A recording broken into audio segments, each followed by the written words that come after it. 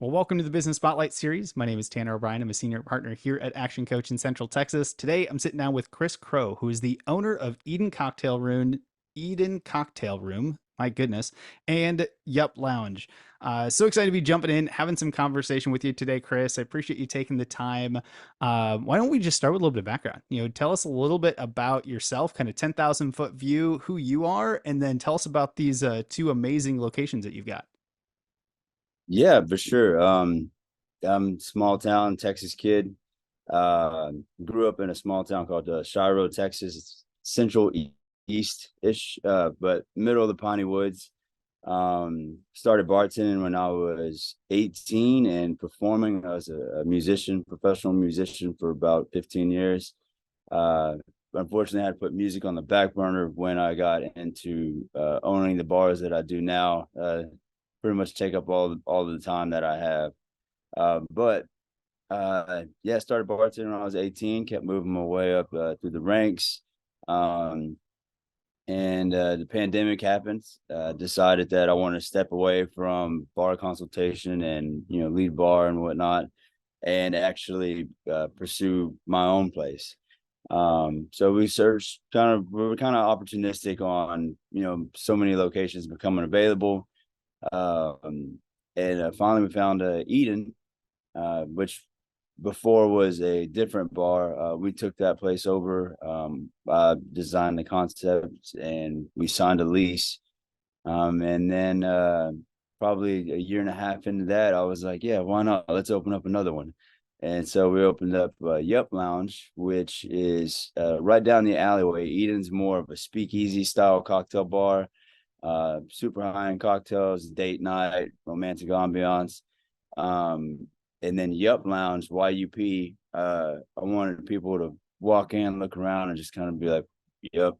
And so it's more like blues, blues lounge, more laid back, very Cheers-esque atmosphere.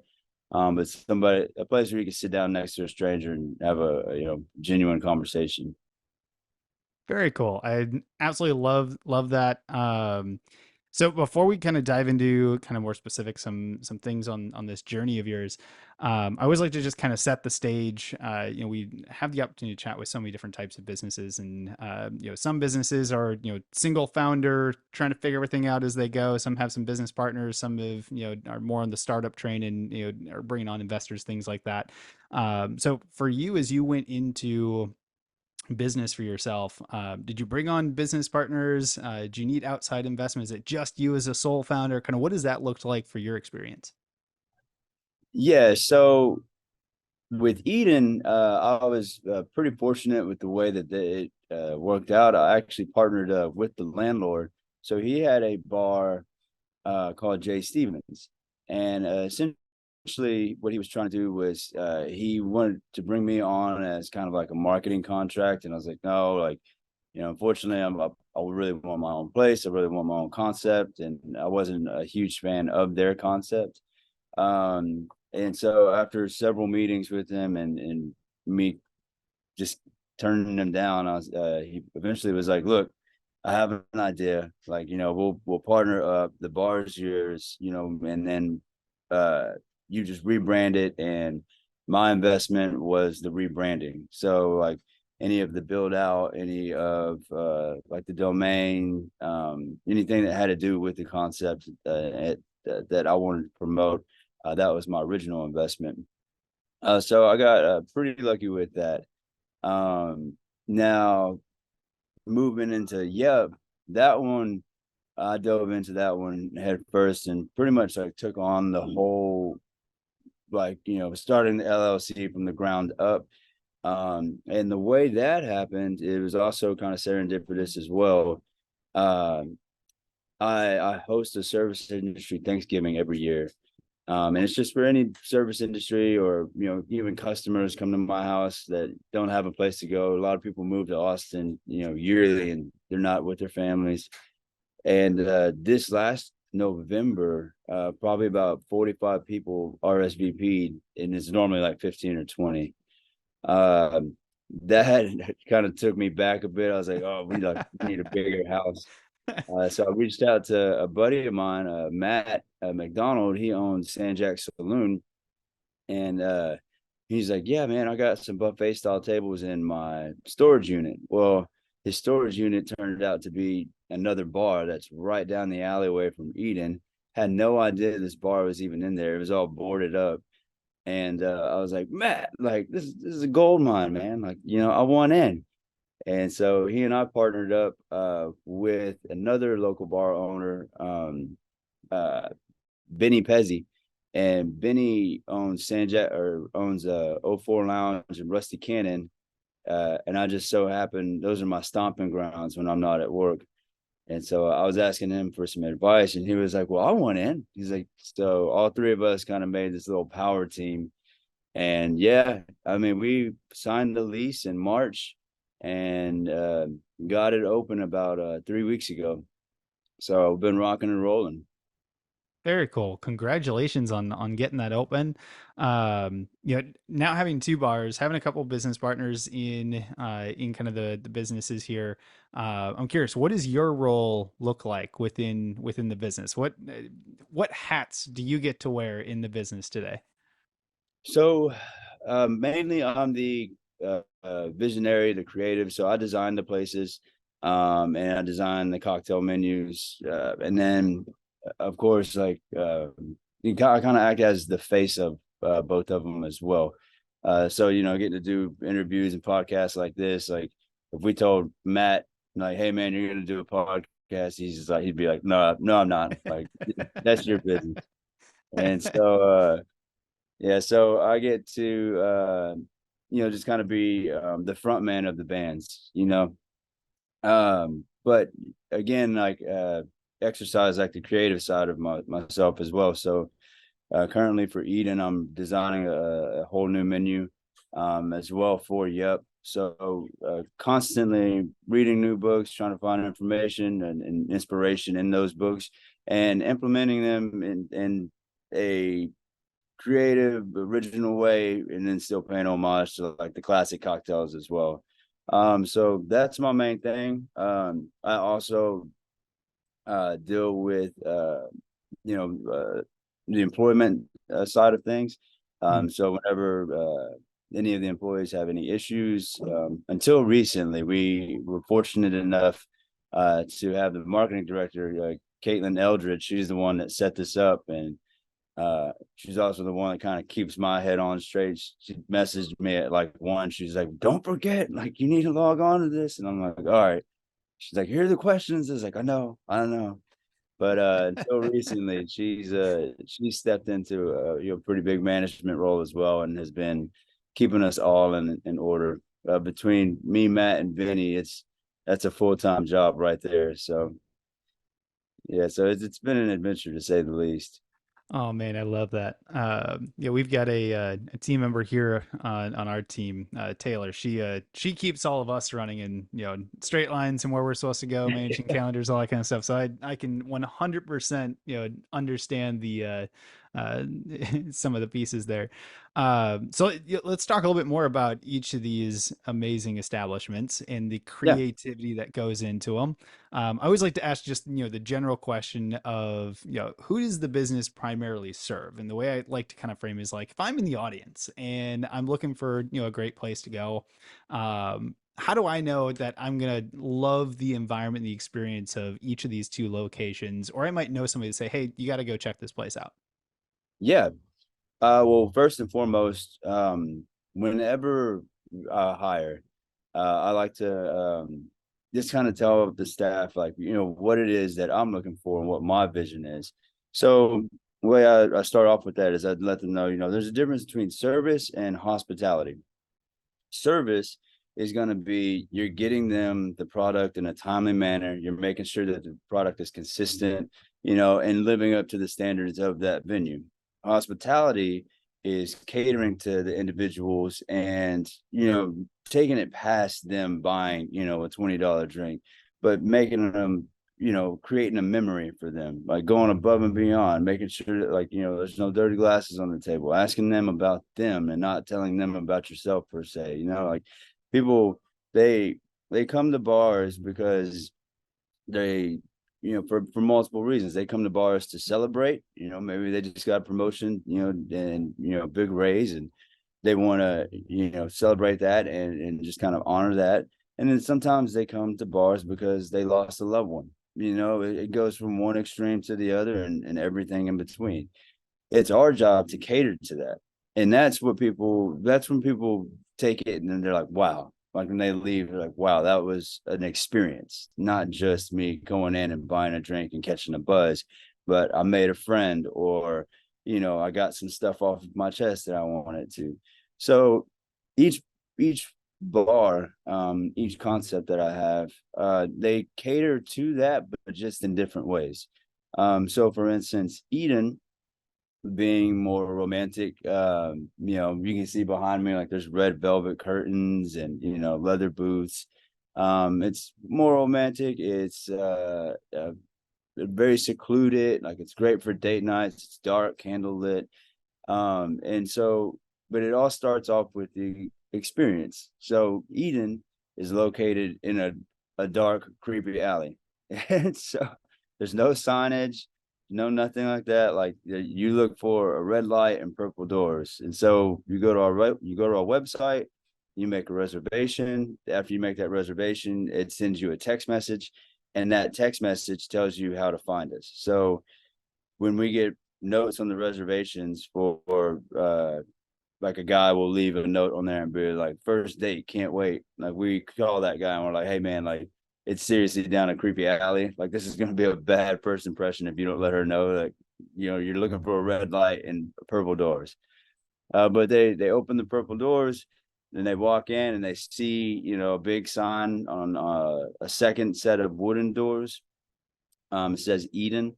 And then you start to kind of hear the music. You open up the door, you start hearing the music, you start smelling Palo Santo or incense. You see the red curtains. And then once you go through the red curtains, you're in a whole new world. So that's already starting the experience. That's already creating something memorable. And then it's our job, my staff's job, to take it from there and be like, all right, let's make it unforgettable. With Yup, uh, whenever I started looking for a spot, I wanted a neighborhood bar. I love cocktails. I'm passionate about cocktails, but at the end of the day, I'm a beer and a shot kind of guy, and I just want to sit there and like cheer somebody and just shoot the shit about whatever. And and that's why I like hanging out at places like Rusty Cannon or O4 Lounge. And so, but unfortunately, being in the location that Eden is in, that wasn't really in the books at that time. So when Yup came to be, whenever we got it all cleaned out and got all Matt's stuff out of there, I was just walked in, I was looking around, I was like, Yup. And then that just stuck. I was like, all right, that's the name. But it's very, like I said, it's very Cheers-esque. You walk in, it's a very warm feeling. We're playing blues. So it's me being a musician, you know, when you walk up and down Sixth Street, it's either hip hop or country. Like you Mm. don't really have too many in betweens. And so I wanted to pay homage to, the old schools, the OGs, Robert Johnson, Muddy Waters. Um, and so you walk in, you got some old school blues playing. You got, this really beautiful bar top that we did ourselves. Art on the wall. There's records all over the walls. But just very warm, inviting and approachable bar. Um, and so with that, that's more, all right, we're talking to the customer more, they're not there, with the date trying to just impress that other person. A lot of people come in solo and they want to just talk to us about their day. So that's our job again to cater. It's like whether or not they got a promotion or if they, lost somebody, or maybe the IRS just hit them with a crazy tax bill. So that's where we step in, and it's like, man, here's a drink on me, like talk to me. So that's how I see it. That's so cool. How do you, so especially for like for Eden, um, how did you gather the inspiration for the concept, or where did kind of some of the ideas come from that allowed you to pull it all together and create the concept of Eden? So whenever I had the bar that I worked at before Eden was a place called Here Nor There, which was another speakeasy, and ironically enough, or coincidentally enough, it was actually right down the alleyway from here. And it was offered to one of their partners, Terry Robson. Well, Terry couldn't take on the project at that time, so instead he reached out to me and was like, "I found your bar. It's right down. Like we'll be right down the road from each other. We help each other out." I was like, "All right, cool." And so he had owned a couple of bars before that, and so he was kind of helping me get started with everything. He's based out of Manhattan now, just opened up a new bar himself. But he's exceptional person and a big part of how I was able to get my foot in the door. But he one day we were sitting there and we are talking about the concept, and he goes, "I got it." And I was like, "What?" And he was like, "What we're gonna call it?" And I was like, "What is it?" And he's just like this. He goes, "Original Sin." And I was like, "Nah, like that's not." I was like, "That's not happening." And so we kind of went back and forth on it. And I was like, "Well, why don't we just name it based off of like the original sin or whatever?" And started kind of playing around with Eve, and just like, different names or concepts that would go around Eve. And then finally I was like, "Why don't we just call it Eden?" Because, we're using everything we use comes from a garden anyways. That gives us multiple, inspirations for different menus and whatnot. Like, we can't run out of material. And so we kind of went to the biblical theme. The first menu, this next menu is going to be more like ancient remedies and just kind of like from the ground up concepts. But yeah, so that's how we ended up landing on the name for Eden. But original sin, I thought, was just a little too out there. So when you're creating these menus, how do you come up with the cocktails? Like what where do you draw inspiration, or kind of what makes a really good signature, high end cocktail?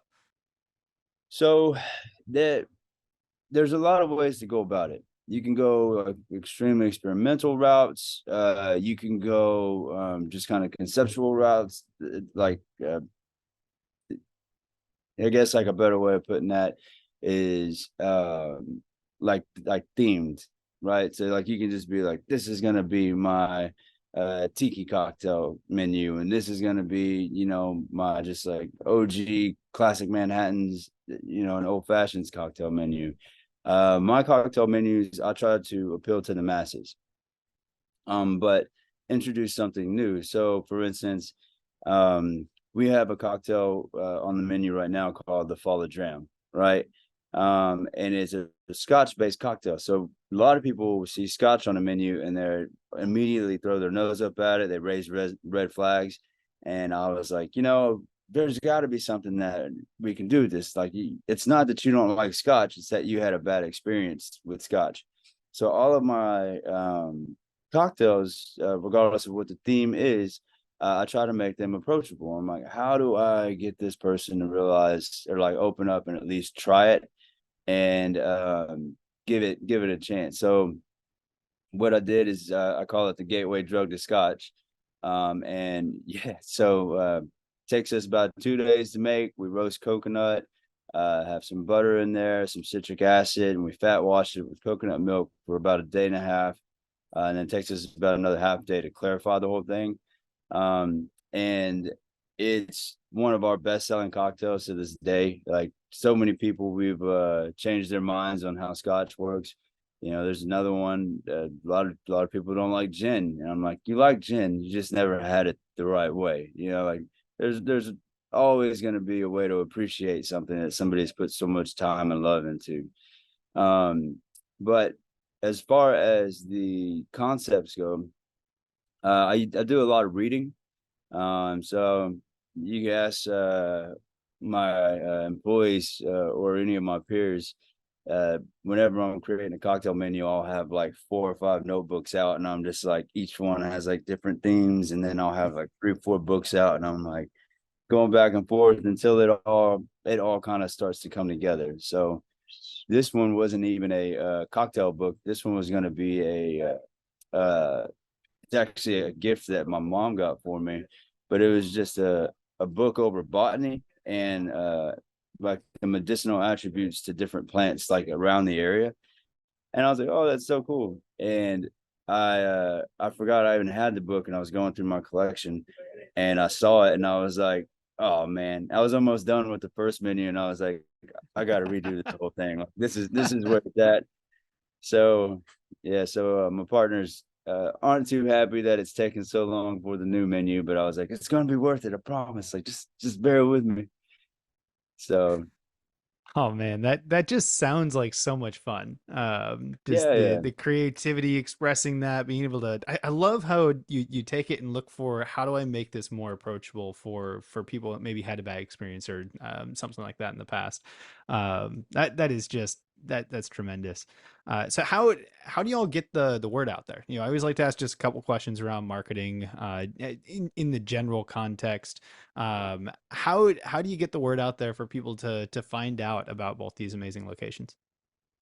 So with Eden, mainly social media. Yeah, so we've been pushing social media pretty hard on Eden for the last 6 months or so. But then another big way is doing interviews like this and podcasts Mhm. like this. So we have with Caitlin taking on being the marketing director. She's got me doing an interview like every other week now, and so that's a really big part of it. Um, the other way is word of mouth, which I found word of mouth is usually the best way. Uh, like I said, if you create that experience, you create those memories, it ends up spreading a lot quicker than your social media content, because your social media content, it takes time to grow. Well, the best way to grow it is by but the best way, like your social media content. So for instance, Yup, we just opened, we just launched all that. So we're not even at 1,000 followers yet. So you have to create those experiences to make people want to branch it out and say, because like, Mhm. uh, one person's going to tell two people, those two people are going to tell another two people. And I found that's the fastest and most efficient way of doing it. Um, or most effective way of doing it. But the other way is, you could go the commercial route and do something like that, like as far as like radio advertisement. I've only done that once before. I didn't feel like I had got very far with it, but I have I do have some peers that have done it before, and they've had tremendous success with it. Um, but yeah, I think that the best way though is word of mouth, and then just being able to have somebody to be the face and get out there and talk to people and just kind of spread the word.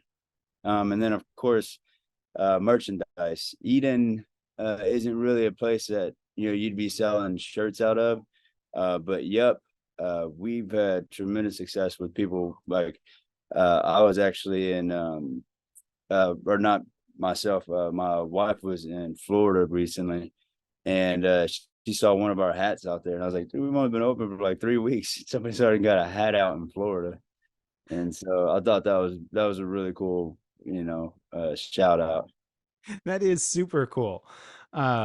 So I want to be respectful of time. And before we jump into kind of some of the rapid fire questions, I'd love to start wrapping up on. I've got one additional question I want to get into a little bit. You mentioned a little bit of your journey. You mentioned going from working your way up in as a bartender, kind of getting to around COVID, I think, if I'm recalling correctly, is when I decided to take the leap, really, and go off and really do your own thing, your own concept, that sort of thing. What was that experience like? As you Was it exciting? Was there some fear that came along with it? Was there a little bit of both? Kind of what was that experience like for you when you made that transition? So it took about a year from leaving here nor there, and signing on Eden. So that, like, at first it was exciting, and then once we got in, I remember I walked in and it was like, okay, like the first day where I was like, all right, this is mine. like, and I just had like this whole thing from Lowe's, like Lowe's and Home Depot, and I'm bringing all these bags in of supplies and material. And I remember I just put them down, and I was like looking around. I was like, where do I start? Like, what do I do now? Where do we go from here? And so that once I started rolling, I just kind of got in go mode. So we got Eden, we got the transition done and everything moving in probably about 6 weeks, and so it was quick. So during that time, I was just in go mode. I didn't really get nervous. I really wasn't scared. Wasn't thinking about it until like that hour before we opened the doors, and I was like, "Oh my god! Like, what do we do?" I remember I had to go in the walk-in and like try to keep from having a panic attack. And I was just like, all right, I'm just in the walk-in, like everything's good, cool off. But then once we got going, man, it's I'm pretty confident in my abilities now. But yeah, at first it's a roller coaster of emotions to say the least. So like that first day, that first week that you guys open the doors, you're moving things forward. Um, what was it like in terms of, was there a lot of people that immediately kind of came in? Did you have any challenge, drawing the first couple people in, and then it just kind of spread from there? What was that first week ish look? How Uh, how did that go for you? it was a lesson learned. So what happened was we reached out. So I already had a kind of a name just from a lot of the bars that I worked at. They were more high end, and I had a lot of following behind them. So I had a decent name in the bartending community. But what we did was reached out to a bunch of influencers and just had a soft opening influencer day. Hmm. And uh, the mistake was we did it all at the same time. And so we just got blasted to the world, like didn't have near enough equipment, didn't have near enough produce, and like it was like we just got wrecked the first like 2 3 weeks. But after that, man, it ended up kind of like quieting down. It got almost scary quiet there for a little bit, but decided to do the influencer day again. And it after that, we really started picking up some steam. So now it's like on a Friday, Saturday night, we have we book out pretty much every Friday, Saturday. We still accept walk-ins during the week, and on the slower part of Saturdays if we have room. Like, of course, we'll take you. But yeah, never do all of your influencers at the same time. Like, stagger it a bit, stagger it throughout the year. And so, That's a good lesson learned. I love that the challenge or the problem was we have too many people coming in because we did a really oh good yeah, job launching. I talked to many other business owners, and it's the opposite of that. It's like I didn't know how to launch, and we got stuck for a yeah, few weeks of slowly building up. So it's a good problem just on the other end of the spectrum, and it's kind of cool to hear that, and great lesson learned for anyone that's looking at doing any type of really launch, whether it's with influencers or anybody else, where it's really focused on that yeah, big yeah. kickoff. Yeah, Um, they're called soft openings for a reason. Like, you jump into that, you figure out your kinks real quick, but you're not sleeping at all. And so, so as we start to wrap up, I've got a couple rapid fire questions. I'd love to just kind of pull some additional nuggets out as we wrap up the conversation. So I've got four in total. The first one, Chris, as you look at your entire journey so far through kind of your entire career to starting the business, all of that, what would you say for you is your key to success? stubbornness. Yeah. I'm not, I don't know. Once I start doing something, it's very hard for me to stop until it's done. And so, I've found myself staying up for 2 3 days at a time. And my business partners, or Caitlin, or my wife Kayla, she'll come in and they'll be like, "You're going home. Like, go to sleep. Like, don't drink another Red Bull. Like, put the hammer down." And but I get things done. Like once I start moving, I'll get them done quickly. But then also a big part for me is, I do most of the build out stuff myself, and I'm fortunate enough to have business partners that are handy as well. And Mm. so all of Yup we did, all of Eden we did, except for the bones that were already there. For instance, the bar top at Eden was here and done for us, so that's a huge part of it. But yeah, just being able to be self sufficient and you know uh, not needing $1 million to start a bar up. So that labor will kill you. Yeah, no kidding. So if you could give just one piece of advice to other entrepreneurs, other business owners out there, based on your experience, what piece of advice would you want to give them? I'd say listen to the OGs. Like if you have a question, ask your mentors, ask the people that have already done it. Like in my experience, I found that it's better to learn from others' mistakes than to wait until you mess up. And it's like, hey, like how would you go about doing this, or how did that happen, or like I have a couple of mentors of mine back in the College Station area. One being Wade Barkman. He's the owner of the Republic Steakhouse, and that's a place that I kind of got quite a bit of experience in the cocktail and like high end spirit community.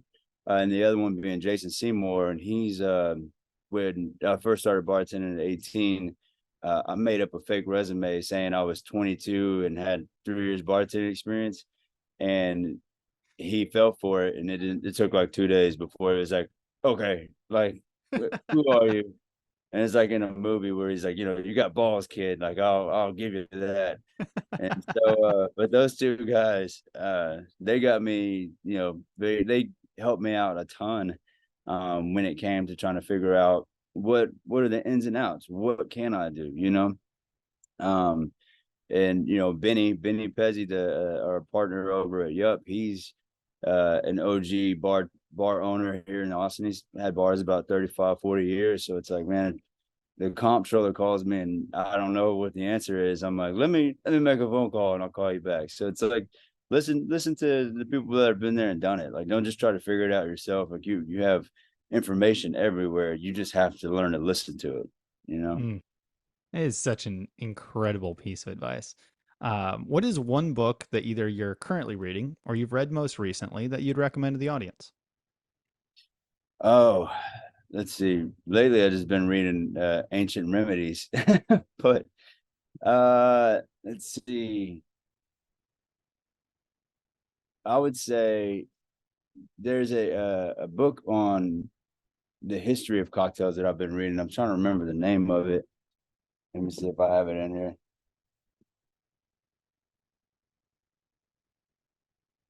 No, I don't have it right now, but it's a blue book. I could shoot you the information. But yeah, I just started reading it, and what it's based off of is the history of cocktails. So telling you like what the history of beer is and what it played on like ships. The role that it played on ships, or the history of tequilas and like how it came from like the conquistadors introducing distillation to the Aztecs and Mayans when they were using pulque. And so uh, I can't believe I'm drawing a blank on the name of it. I'm about halfway through it already. But yeah, I like to recommend that when you're learning about cocktails or when you're trying to get it in whatever you're doing. It could be carpentry. It's get some history on it, because like that's gonna give you an appreciation. You're going to really start to value tequilas and scotches, or different types of nails and hammers, like depending on what you are doing. If you have some background on it, and you see the history and what made those come to be what they are today. Fascinating. Send over the title of that when you get a chance. I'll make sure I put it in the video description, everything. I want to put it on my reading list. You're gonna have to send it over. All right. Final rapid fire question. This one's just kind of fun. If you could choose one area in your business, you only get to choose one. You choose one area in the business where you can take a little bit of magic dust and just sprinkle it all over and wake up tomorrow morning, it's 10 times better than it is today. Where would you choose to put that magic dust? Deep cleaning. Like somebody could just like sprinkle magic dust on everything and everything just deep cleaned every day. That would be amazing. I love it. That was a very quick. This is where it's going. Oh, that's fantastic. Before we get to the final question, I always like to wrap up these interviews on for those that are listening to this later on, that are watching this later on, that want to come check out either Eden or Yup.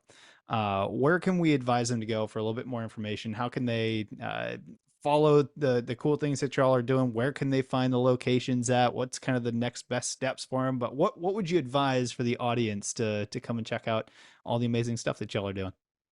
Yeah. So definitely the websites. The websites are going to have ties to our social medias, our emails, contacts, even our location. So website to Eden Cocktail Room is just www.edencocktailroom.com. And then Yup Lounge is www.yuplounge.com. Excellent. So yeah, and that will have all the information that you would need. And then of course, like feel free to call either establishment. We're happy to answer the phone and kind of give you more, as much information over the phone as we can. Beautiful. I'll make sure to put all that information in the video description below. So take a moment, go check it out. Especially if you're here local in the Austin area, you got to go check these places out. I know I'm putting it on my list to go check out here, hopefully relatively soon. Um, but Please Chris, do. as we wrap up here, I've got one final question, and that is, what is most inspiring to you today? Uh, let's see. Probably my wife. Yeah, Kayla. She's the one that gets me up out of bed whenever I'm not wanting to. But then also makes me go to bed when I need to. But yeah, definitely. My dream is to be on a beach in Costa Rica with her one day, not having to worry about anything, like knowing that these businesses are taking care of themselves. And so that's what drives me to work as hard as I do. I love it. Absolutely love it. Chris, I want to say thank you again for taking the time for allowing us to go a little deep on some of these areas. There was definitely some areas I was excited to kind of dive into. So I appreciate you Yeah. rolling with it and allowing us to kind of chat. But this has been a lot of fun, and thank you for sharing your story today. Hey, thank you so much. I appreciate it.